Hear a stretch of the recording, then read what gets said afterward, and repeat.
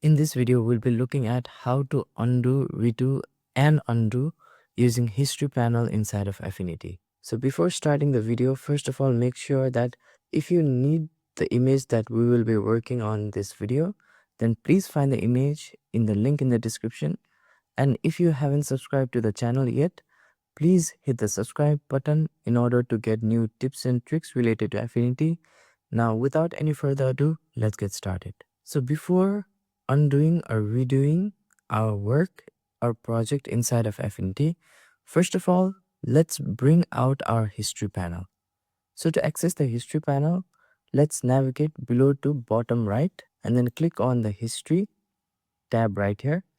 And now you can see that we have the history panel. Now just click and drag the history panel outside like so. And after dragging the history panel out, let's resize our history panel vertically and expand the overall size of history panel vertically like so. To undo our work in Affinity, we can navigate above and select edit menu item. And in the edit menu item, we have undo clear section.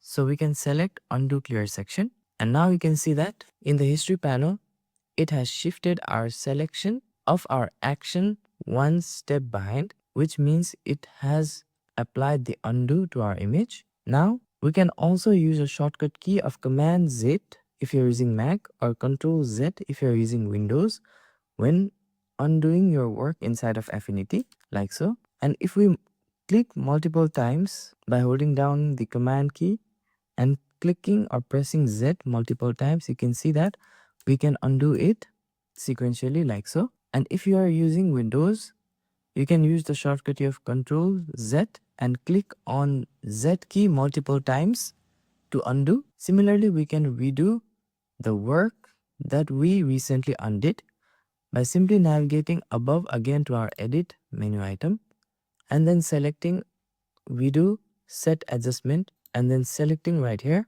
And now you can see that it has successfully applied the redo. And we can also redo our work by using the shortcut key of Command Shift and Z.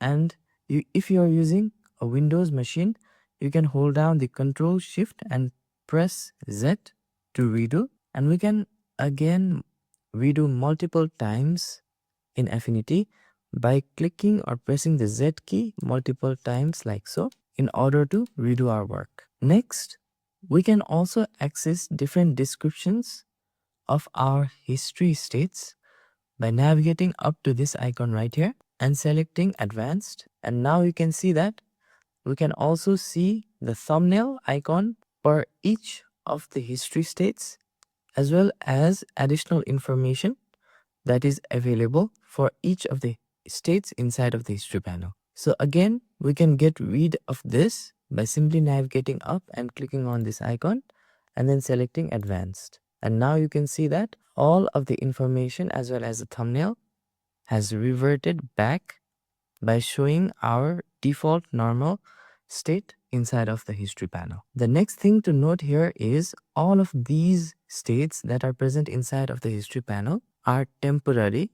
That is, if I close this document inside of Affinity and reopen this document again, then the states that are present inside of the history panel will be deleted. However, we can choose an option or settings to make these state permanent with this project file. And in order to do that, we can navigate up to our file menu item right here. And inside of the file menu item, we can navigate below and select save history with document. And then it will check this settings. And after selecting it, now you can see Affinity asks for the permission whether we need to save the history along with the document. And it is also warning us that if we send this project to anyone, then they will also be able to see these history. However, in our case, I'll simply hit yes. And now if I close this document and open again, it will show us these history states fully intact. Now let me close this document by using the shortcut key of Command W. And if you are using Windows, you can use the shortcut key of Control W. And right now, as you can see, I have not saved this document. So I'll go ahead and click on save. and then I'll select save as, and now it will ask me where can we save this document, and now I'll simply select images and then click on save. Now our project file or the document has been saved. Now let's reopen the project file or our document, and in order to do that, I'll simply navigate up and click on file, and then I'll navigate below and hover over open recent, and inside the open recent you can see that we have image.af file, which was the document that we just closed. So I'll select it, and now you can see that we have our image document back with all of the states inside of the history panel fully intact. So let's review our undo states by simply clicking and dragging the position slider like so, and you can see that all of the states inside of the history panel is now fully intact like so. And now I'll simply drag it all the way to the right to navigate or to shift our selection at the recent step that we have applied. Now the next best thing about using the history states is that we can simply click on any of the states inside of the history panel. So I'll click on this add vibrance adjustment state right here. And now you can see that it has taken us back to that particular state. And now by actively selecting this state, we can apply any other actions from here. And now this will create an alternate future or alternate branch by giving us an alternate steps from this point onwards. And the best thing is it will keep all these steps below fully intact. So now let's apply some brush inside of our image, and to do that I'll select an adjustment brush tool, and next I'll change our effects. So I'll simply select some other effect, like I'll select brightness and contrast effect, and now I'll increase the brush size by clicking on large curly braces on the keyboard, and now I'll simply brush over the window pane a bit to add few brightness at the trees above like so, and then I'll adjust the brightness levels